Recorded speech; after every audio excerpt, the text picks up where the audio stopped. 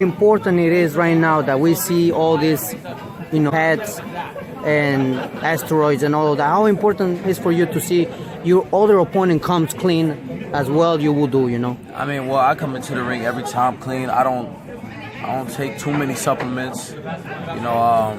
It's very unfortunate that we lost those two fighters like a couple weeks ago. Pretty sad, man. Yeah, rest in peace to them. Amen. My condolences go out to their families and stuff like that.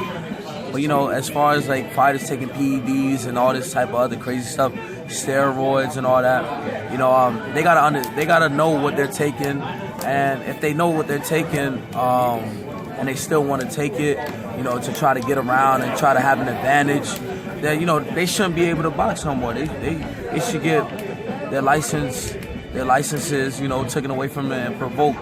Because that's just not fair, and of course these dudes losing their lives. We fight for our families. Exactly. Since we fight for our families, we go as hard as we can, and without drugs. Most fair fighters don't take no supplements or nothing crazy, and try to have that much of an advantage. But we go into the gym and put in work every day. Sacrifice. That's where you try to get your advantage by putting in a lot of hard work, and you don't have to take no supplements to where you just have an advantage of like more power or more speed or more energy or more stamina.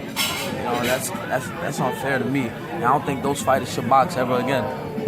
It's something that I always trying to talk with bigger people. Like when I say bigger people, it's like the people that are on top, the president.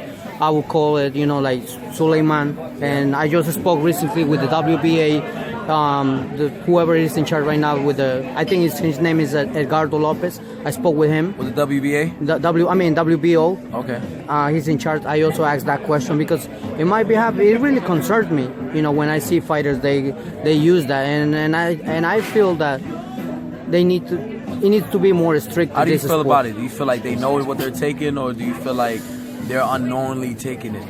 I feel like it's half and half, maybe? It could be half and half. It could be, I don't have the sources in order to say that, but eventually it needs to be, more strict in order to check, the fighter if they come clean. And not only that, to do like a screening, like I would say maybe X-ray. I'm not really the expert being, like a doctor or something like that, but I would say the doctors, they had to review first the fighter if he's 100% in condition in order to come.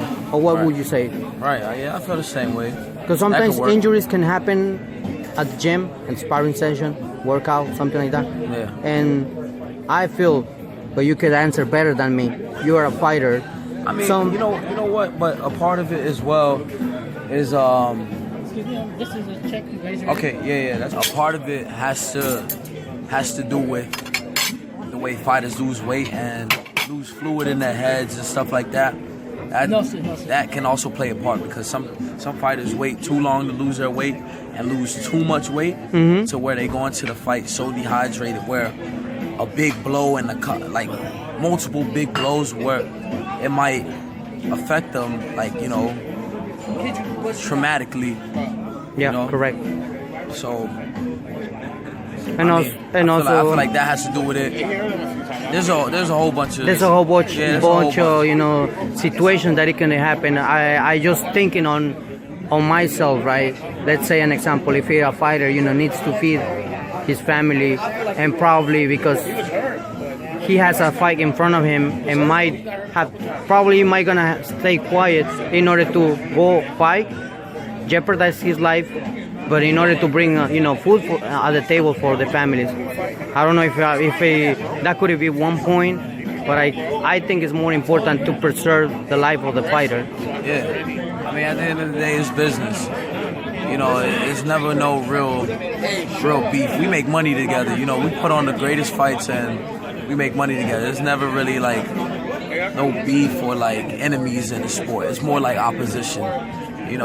We make money together. At the end of the day, we're gonna dap it up, and everything's gonna be okay.